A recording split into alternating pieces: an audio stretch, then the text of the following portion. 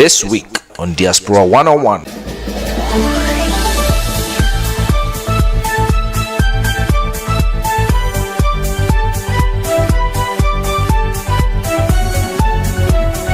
The whole Bolga is the parliament where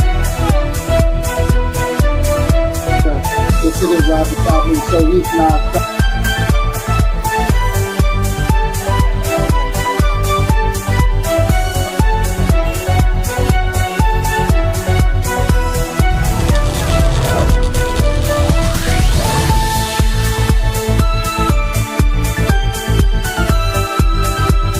Hey y'all, for all the fans of Four Stars Radio TV, Atlanta, Georgia, USA, this is your boy Daddy K right here in the motherland. Now, watch this. Behind me, the whole building is the parliament where debates goes on for the betterment of our nation. I'm having an appointment with Honorable Isaac Adongo, MP for Bolgatanga Central constituency. We're going to talk a little bit about the economy, the NDC, and what have you. So just stay tuned and listen. Look, if you look at my left hand side, that is the new chamber. Okay, and then on my right here is the old chamber. The place looks nice, and I want to commend you when you come here. Try just stop by and see where the laws are made for you in this country. It's beautiful. I met so many good people out here. We just hope that everything go as planned, and then we'll be free. Our people back home will be free. So don't forget, catch Daddy K up from today. Everywhere I go, I put it up there for you. I'm just working out some good stuff for all of us. So Daddy K, peace, y'all.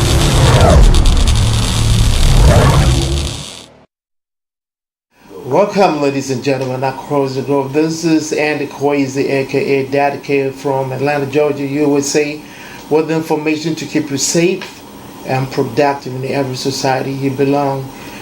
Be informed, make a profit, get an option, and support. That's how we give it back to our community with every information, so you can make a decisive decision for whatever you want to do on this planet Earth. And today I am privileged, and we are all privileged, to be in the office of one and only this man, who is an outspoken member of parliament in the ticket of the NDC, who doubles as a deputy ranking member on the finance committee, and is no longer nobody than Honorable Isaac Adongo.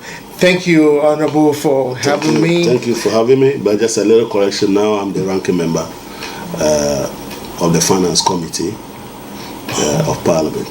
But I speak for John Mohammed's manifesto on the economy. Okay. Yeah. Okay, now you've heard from the man himself. He speaks for the economy. Then let's start with the economy. How everybody's talking about economy this particular time that we are heading towards the election. How are you gonna do different about this economy right now? Because everybody's talking about it, and I'm not talking about the positive side. I'm talking about the negative side.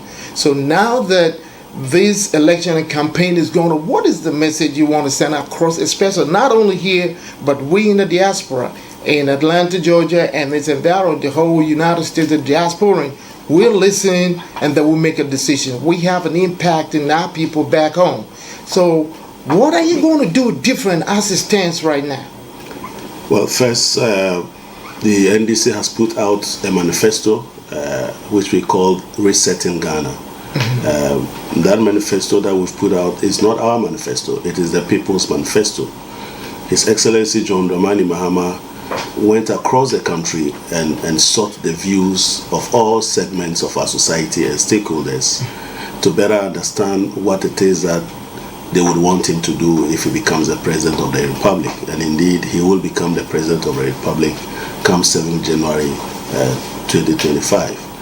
So that manifesto that we put through there was born out of an understanding of the trajectory that we are on now, how the economy that we left in 2012, more or less, has been degenerated into the current state of despair. We left an economy that at the time was growing in positive numbers. We had an economy that was forecast by all global think tanks, the rating agencies, the World Bank, the IMF, to grow at an average of 8% per annum. That was the kind of economy that we had left with, the kind of work that we had done, which had propelled this economy to be on the path of takeoff, and an economy that was going to grow beyond 8% per annum. We had also left an economy that was working on bringing down the unemployment situation, particularly among our youth. And at the time, the unemployment situation was 8.4% of our population. Today, it is about 14.6%. It's exacerbated now. We left an economy that was had a lot of resilience and a lot of buffers. At the time we're living, this economy that we left had prepared Ghana not to default on its debts.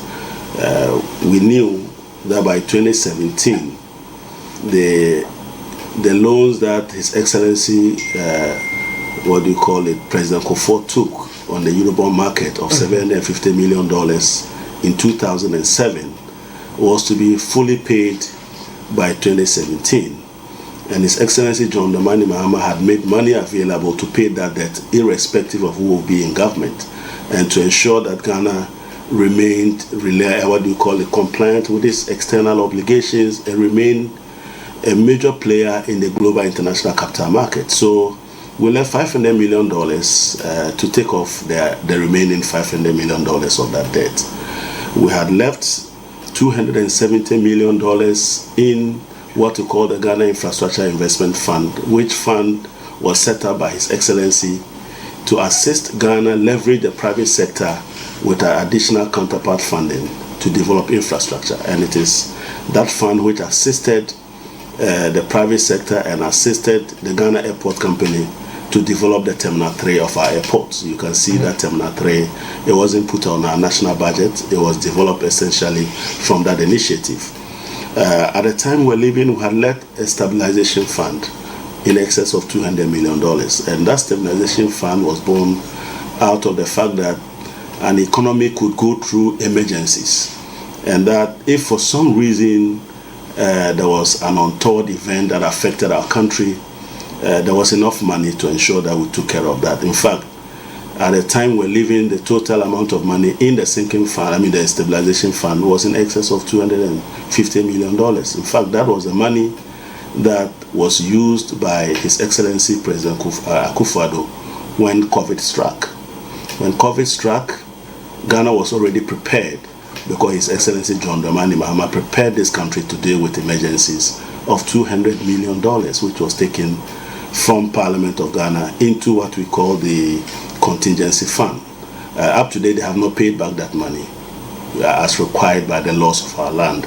That money is for a rainy day, and that when there are emergencies, you can call on the Finance Committee of Parliament to advance that money to you with the understanding that when things subside, you will pay back that money.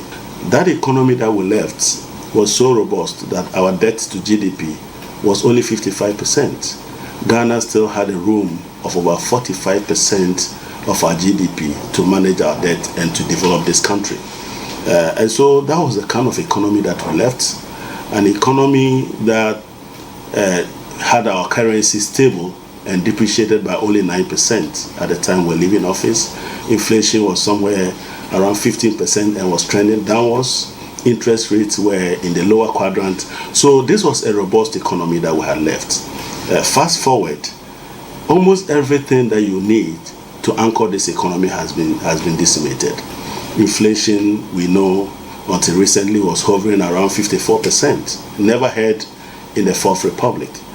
We know our cedi depreciated by almost 54%. Never heard of in our republic. as we speak today, at the time His Excellency John Dramani Mahama was leaving for office, the Ghanaian economy was the second largest economy in Africa. Okay, if you take the economies around us, we were the second largest economy, followed by Cote d'Ivoire. Today, the statistics show that Ghana has slipped to third place and Cote d'Ivoire is now the second largest economy. And that is the kind of situation we find ourselves. We're selling diesel and petrol at the time at less than 4 cedis. In fact, the price we are paying today for a liter of petrol was the price we were paying for a gallon of petrol at the time His Excellency John Dramani Mahama was the president. So almost everything that we left has been turned upside down. And Ghana has a very difficult task to rebuild and to reposition this country for the forward march that we have set for ourselves, that we have set also by our forebears, His Excellency Dr. Kwame Nkrumah and those of blessed memory, had envisioned Ghana as the Black Star of Africa. And indeed, we were growing and growing as fast as the Black Star of Africa. Is it not a pity that we can't even play football matches in our homeland because we don't have pitches that are acceptable to FIFA to play on? And yet we spend 84 million Ghana cedis ostensibly to develop our pitches, and yet we don't have a pitch to play on. And Ghana must now raise the flag on foreign land. And that is the kind of country that we have today. But democracy, the good thing about democracy is that a bad president may come, but always the citizen has the opportunity to change a bad government and to change course and to stabilize the country and to allow the country to go on a forward march. As a member of parliament, the reign of Akufo-Addo and Bawumia has taught us quite a lot of how we even develop our laws. When we put together laws, the assumption is always that the law will be implemented by a proverbial good man. Okay, and that proverbial good man would interpret the law in the light of what is good for the citizenry and operate in manners that enhance the welfare of our people. We have come to see that we must find a way to now develop laws for the proverbial bad man, such as Akufo-Addo and Bawumia. I don't know how we're going to do that, but that is something that Ghanaians have to think about. We have put together a manifesto that the people gave us, a manifesto that is aimed at making sure that we reverse all these negative trends that are enumerated, but also to ensure that Ghana is reset. Some people are saying they want to upgrade, but you can't upgrade on a weaker foundation. Okay, you must make sure your foundation is right. Everybody is aware that globally, central banks are put in place more or less as the kind of entity that helps us to deal with economic challenges. In normal parlance, you would equate a central bank to that of a tree that bears fruits. Now, that fruit can be used to cure several ailments of the economy. You can use that fruit to cure the ailments of inflation through monetary policy implemented by that fruit. You can use that fruit to deal with exchange rates when they are out of range. You can use that fruit also to ensure that your currency is stable. So that the central bank is not just an entity, but it is a herb or a fruit that cures economic ailments. And here our central bank is the Bank of Ghana. The Bank of Ghana itself is an intensive care unit. So how does it bear fruit that can cure inflation, interest rates, and stabilize your currency? You must first stabilize the Bank of Ghana itself, get it out of ICU, and put it on a pedestal where it is fit for purpose. So that can only be done by resetting the Bank of Ghana. You can't continue with the Bank of Ghana and upgrade the Bank of Ghana, which itself is insolvent, that for the first time the Bank of Ghana itself is a subject of an IMF program. That the IMF is not only coming to help Bank of Ghana manage these matters that I have mentioned, but the IMF itself is to cure the Bank of Ghana. And you say you want to upgrade. How are you going to upgrade? You must first reset and put it to the level where it is able to deal with the challenges. You have an economy where the capital market is shut to your country. In fact, your own citizens fear to give you money. When governments borrow money from their citizens, they do that on the trust of the citizens that those monies and interest will be paid back, and that everybody else can disappoint us when they take their money, but not government. That is the utmost trust that everybody has, and that is why when we were in school we were taught that government debts are risk-free. They are risk-free because government will always pay. Now we have been taught that all that we learned over the decades has been reversed in our country. Honorable Isaac Adongo is right here with us, and we are having this conversation for you to make a better choice, because the choice you make is what you benefit. If you make a bad choice, it's nobody's fault. If you make a good choice, then you are serving a whole nation. And so we'll be right back with you.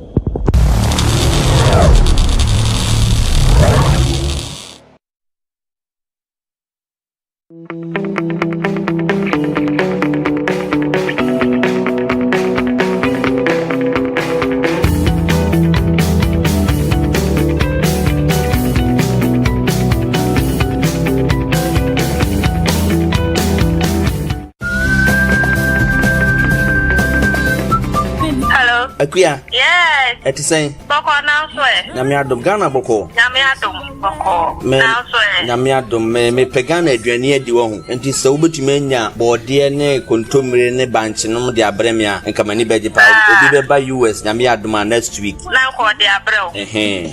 You. Enti no o de kekani nyina abom na nipa no ba me de number be ma na wa fro why. Matches. Any bye. Bye. Hey, Kewo, they be a fontarwa, so and then if a bunch in a body free Ghana, Bremedi answer. Akuya ma figure and aduane but when him say US answer the edging so be nya Ghana aduane ato. O de Chrome has a what a hakwa, it's near Cosso or Hanum na on say. Say, money me way, Nachum. Ya the Ghana by US abroach memo Hanum say, Charlotte to a tropical market. Ubenya Niani to say, and wo macro a horunina, a bankwaya, a dear good chance him when no subenya be a Maggie, Sardine, horror, bayre, bordie, potato, brodo, enyadoa, emu, gari, wele, prekese, beans, ebro, and toast, milo, kokunte, momo, ne crampono, upebia, ubenya do Charlotte way. A dinner boy na mahu baby pro. We na madam for be di ho dance.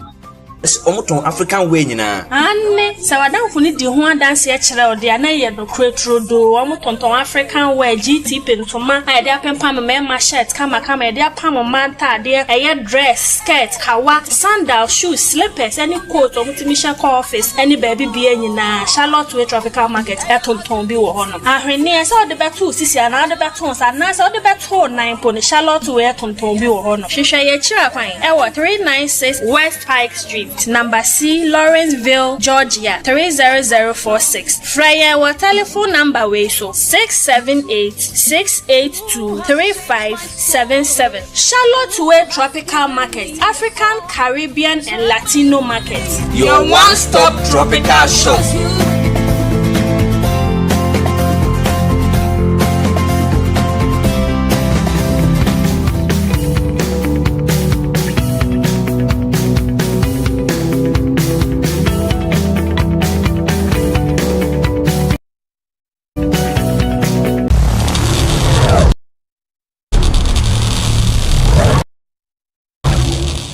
Welcome, ladies and gentlemen, again. The Global Everywhere 4-Star Celebrated TV, Atlanta, Georgia, USA, with Annie Kwesi, aka Dady everywhere. You know, what we always do, especially in journalism and to serve the public, is to bring forward the truth.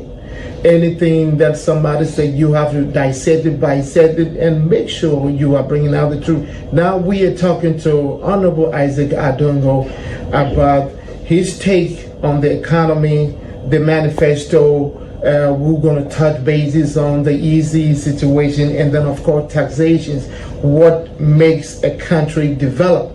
And so if you're all buying, you know, you can put your comments out there. This is a man who is very accommodative, who embraces everybody's ideology, and these are some of the people we need in our society in order to help us grow physically, mentally, emotionally, and anything you want to do, you're visionary. So whatever you are hearing from the man himself, honorable himself, not because somebody has said to somebody, third person. We are talking to him, 4 Stars, Atlanta, Georgia, USA. Honorable, why is it that with everything you have in 2012, nobody saw it, 2016, nobody saw it, and you voted out with all this thing you're saying? So that means the information is not going somewhere, or from what you're telling me right now, you know, some of us, a few of us know, but it didn't go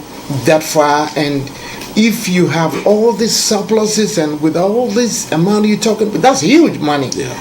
And now we're deep in the hole. That's one. And the second one is about the launching of the new manifesto. There's so many things in the manifesto, especially the 24-hour economy, which of course you're going to explain a little bit to us. There were over 20 promises. And this is the same promise the ruling government had, and the people voted for them.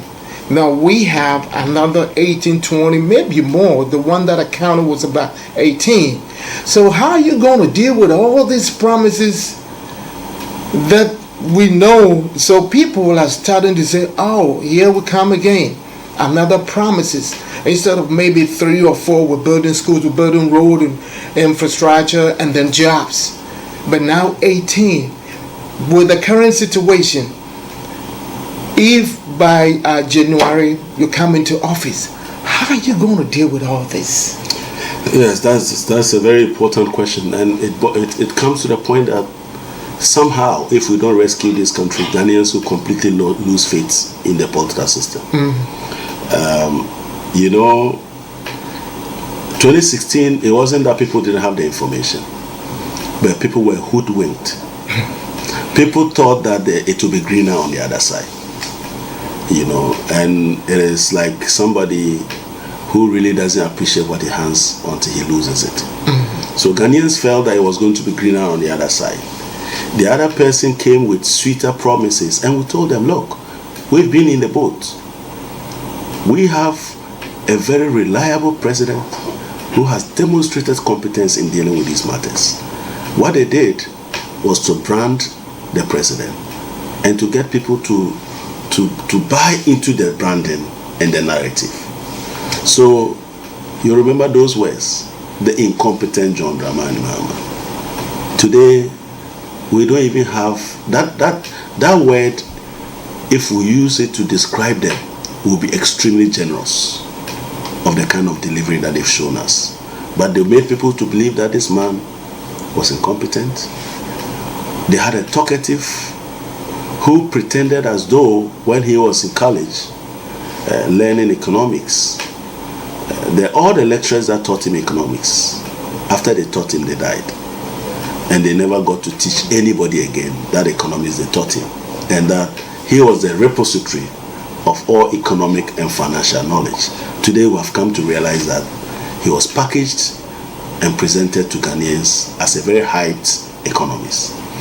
It's become very clear that the promises that we're offering were very Ethiopian. But you know, Dr. Baumia at the time was not even tested. He would go to deliver those fanciful lectures, and after that he will make himself available to the press to quiz him. He will run away from the press, and then they had a press that was interested in spinning the things that he said. Especially when we have been used to the work that Dr. Nkrumah did, creating industrialization and import substitution. So Ghanaians bought into it. He said, no, we'll provide 100,000 Ghanaians with employment, which came to be called NAPCO. Where are those children? Where are those children?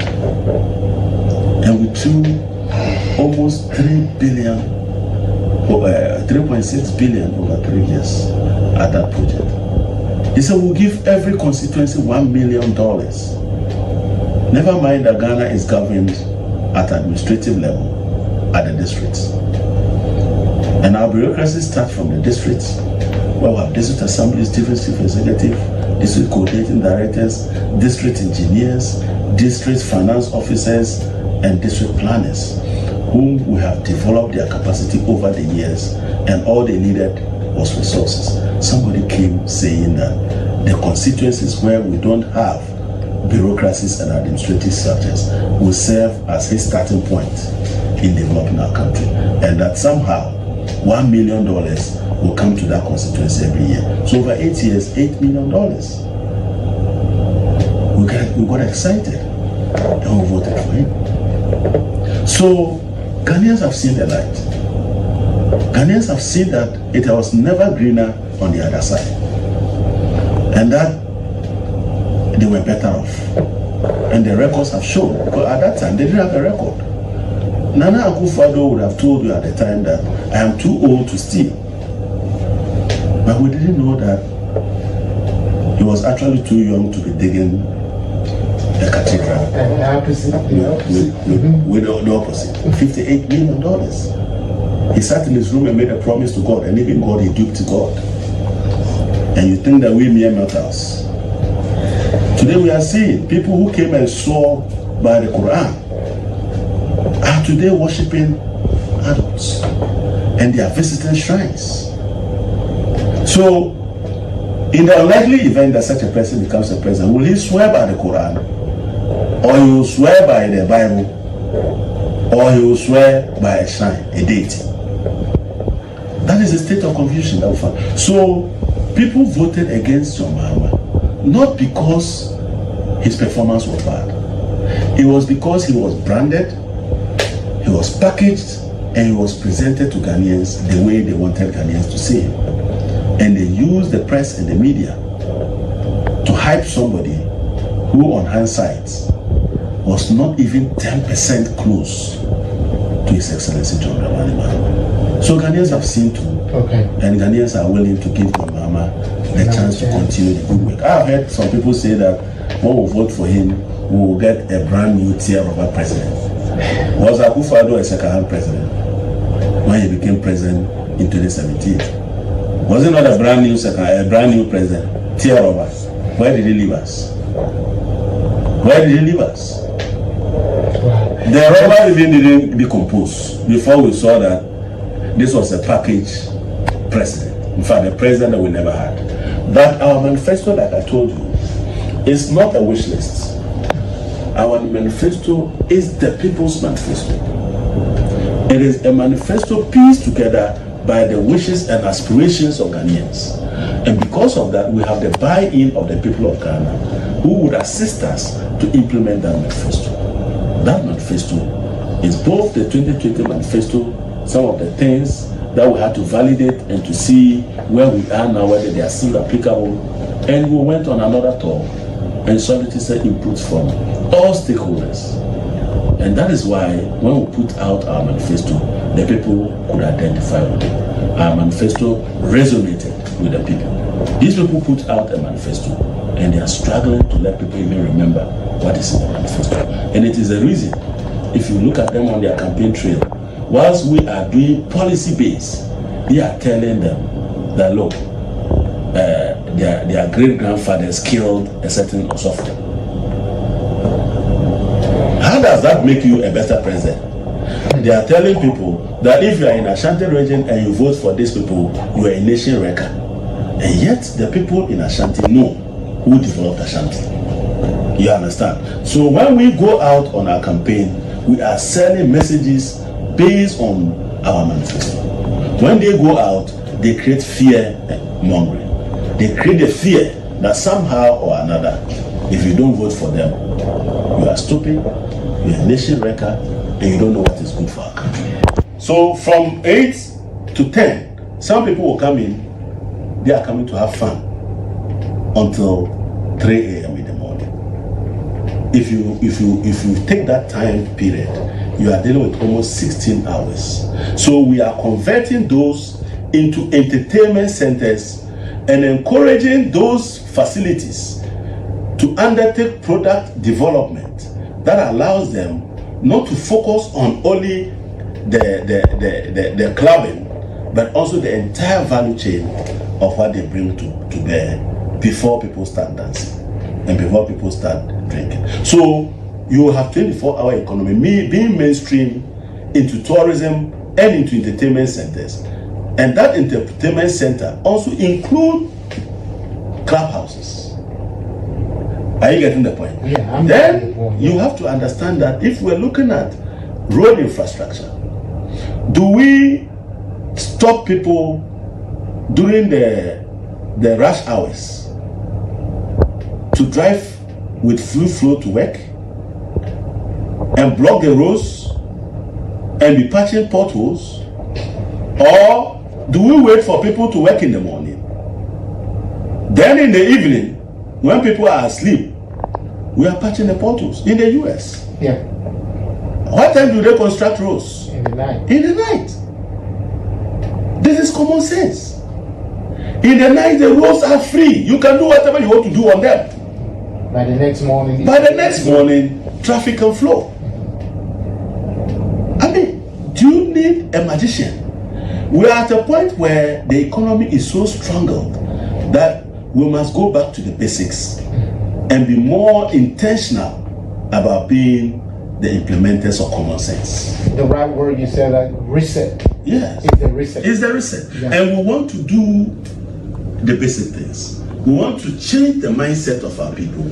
I'm back home in the motherland and I'm having this conversation with one and only Honorable Isaac Adongo, who is the MP for Bolgatanga Central Constituency. And he knows that you can see how he's pinpointed all the mechanized farming in the northern region. So northern region, be ready, he's coming. The job is there. It will not be a day, but look forward. The visionary is here and he's talking more about it. As we proceed, we're going to talk a little bit about the taxation and of course the EC, which is another whole sector to talk about. So we're taking a few commercial break. I'll be right back with you. Dady K, 4 Stars Radio TV, Atlanta, Georgia, USA. I've never come close here. I always see you on the TV and the news. I have so much to ask, but whatever you have put before me and the entire globe, I think it sends the message out there. I want to ask you one more thing, and then of course the message you want to send to the world, and especially us in the diaspora, because most of us are confused. And from whatever we have narrated till this point, I think people are going to make their judgment based upon that. Now, we'll talk about just a little bit about the taxation. Yes. You know, Ghanaians, traders hate to pay taxes. Yes. And we know we have a lot of, you spoke earlier about 60 taxations that is being involved right now as we speak. Even when you go to the port, a lot of people cannot clear the goods because of taxation. Now, when you having to come to power, how are you going to deal with these taxations here that is already enough, and we need the taxes to develop our nation? So how are you going to deal with it? So just briefly. And we are very clear what our tax policy is. Okay. So our tax policy, one, would be based on our social democratic principles. By that, I mean that we would, as much as possible, to alleviate the suffering on the poor and the vulnerable. We have a country that could even sustain narco jobs. Okay, the Nations Builders Corps, where some 100,000 people ended up demonstrating, they didn't have sustainable jobs. We have a country that collapsed, closed down banks, over 422 financial institutions, and 2 people are out of their jobs. Over 5,000 Ghanaians lost their jobs. Now, we are not able to create new jobs to the extent that the gross unemployment situation moved from 8.6% to 14.6%. What that means is that employment opportunities are getting scarce to come by. How do we fix that? First, whilst we are at the forefront to try to create the jobs, we must give some relief to those poor and the vulnerable. You Akan people said it. Me, I'm a friend, but I take a lot from you because I grew up amongst you. When you be a Moasia, you can't find jobs for the youth. The youth are trying to be creative in finding their jobs. And when they get a little, they decide to go and bet. So they pray to God to grace their palms. Now the man who failed to give these young people their job is standing by the door. Immediately God graces your palm, he stretches the hand to take a share. Do you get the point? Right. We think that is not fair to the youth. So we will abolish the betting tax. How many taxes are you going to abolish? We have about 4-5 taxes. COVID cannot be a postpaid event. You took money from the people. You used the name of the people to take over 118 or close to 20 billion Ghana cedis. About $4 billion came to our country because of COVID, using the name of the people. The people's own money was what they gave to you to start the fight against COVID. In the $200 million that John Mahama left in the stabilization fund, you came here and requested the finance committee to give it to you. At that time, the exchange rate was 6 cedis. So we gave you 1.2 billion Ghana cedis. It wasn't your money, it was the people's money. Now, after COVID, you come and ask them to tax them to pay for things that they have paid you already. They paid for already. Look, the monies that came here didn't come here because you are Akufado. It came here because you have citizens called Ghanaians who are suffering. How do they pay for that? When it is no money, you should be paid. The stabilization fund is money we have fixed into the formula for calculating our petroleum revenues, which is our own natural resource. And we say that a certain percentage of that money should go into the heritage fund for the future. So that even if the current generations are careless and we exhaust the oil and we have nothing, there's not something for our children because that is our inheritance. Stabilization fund. That is the heritage fund. We didn't tie that. Okay. But then we also put one there and say, look, we are part of a global economy.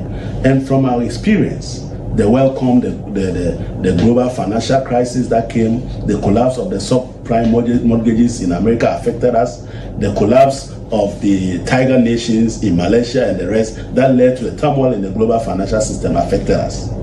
So we must prepare, just in case something like that happens. What do we do? So we set aside part of the oil money in what we call the stabilization fund. Okay. This was set up by us, the NDC. So by the time John Mahama was leaving, over $250 million was there for crisis.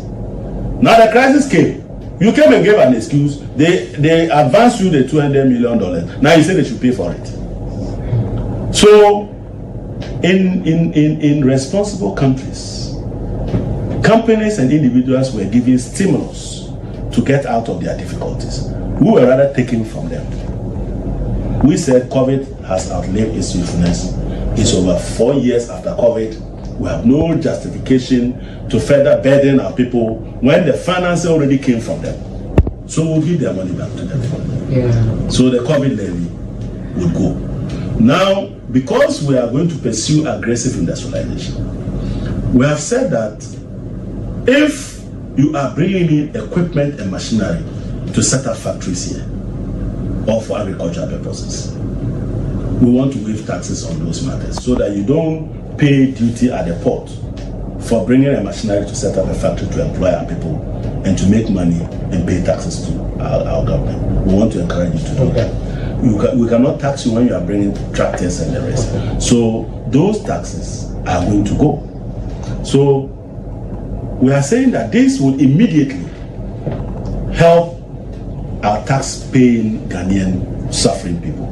But in addition, particularly from those of you in the diaspora, we have decimated what we used to call the value-added tax. The value-added tax simply says that anytime you add value, Ghanaians pay taxes on the additional value that you have added. These people came and decided that they will convert some of the value-added tax into levies.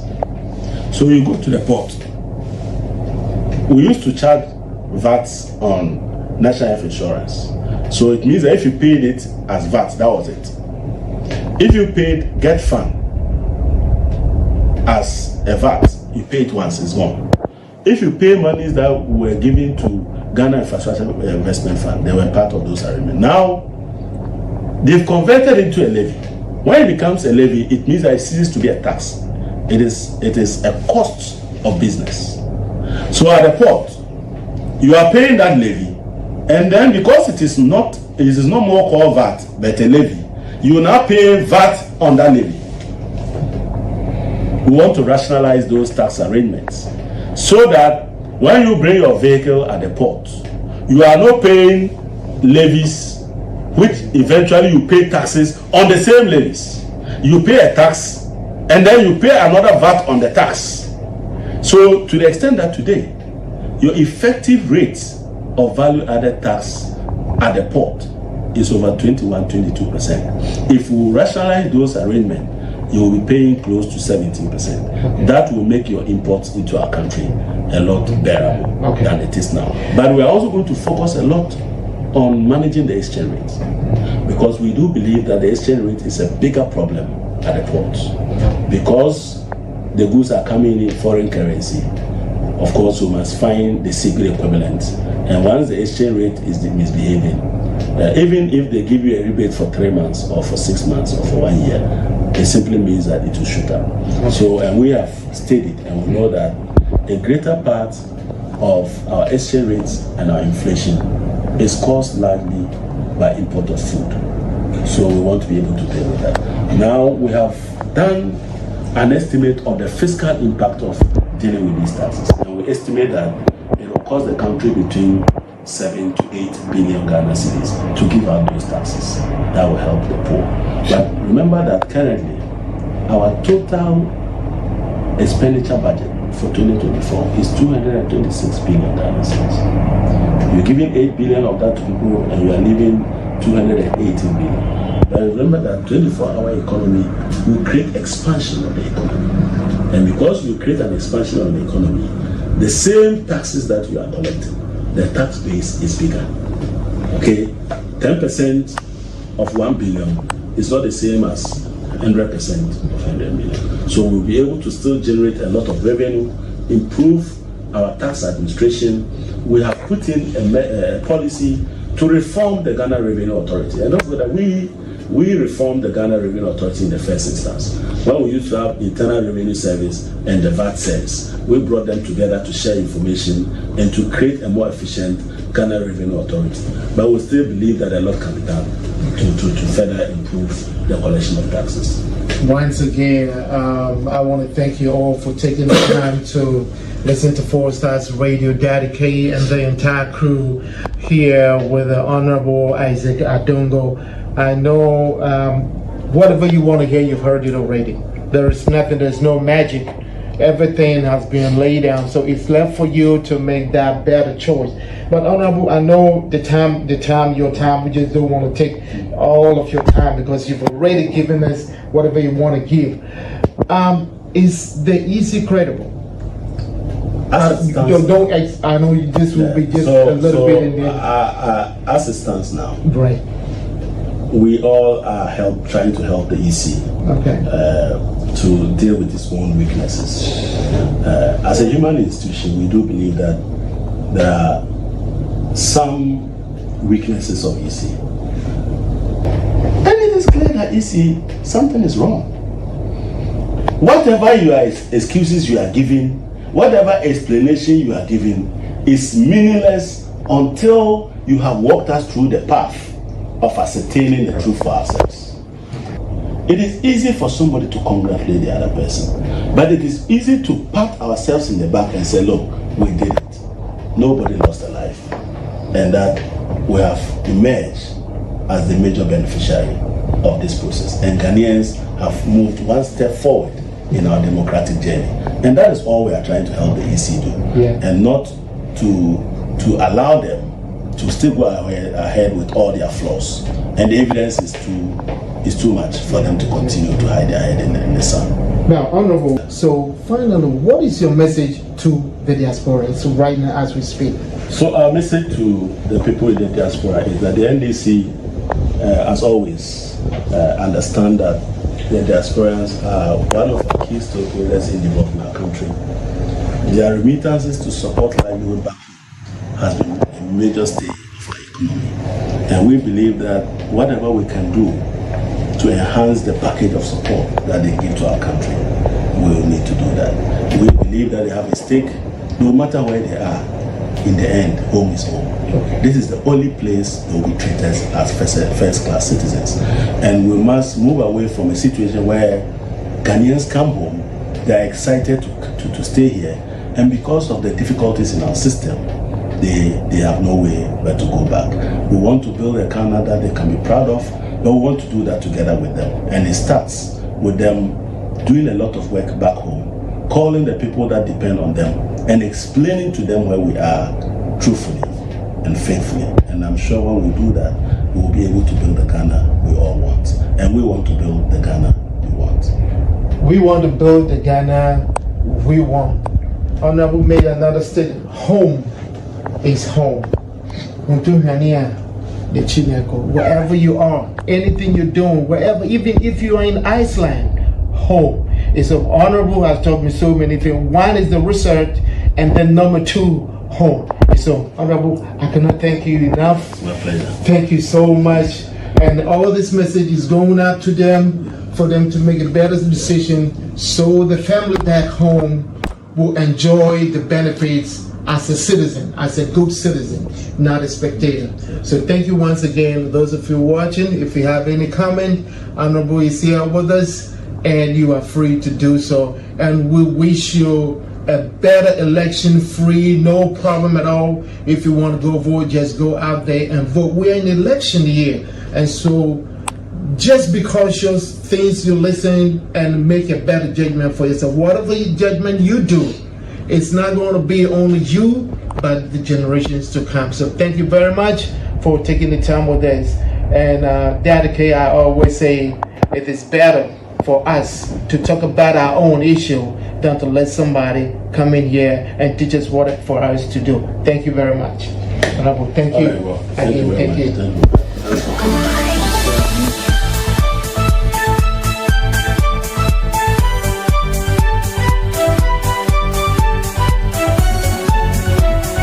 The whole Bolga is the parliament where the city of the parliament, so he's not.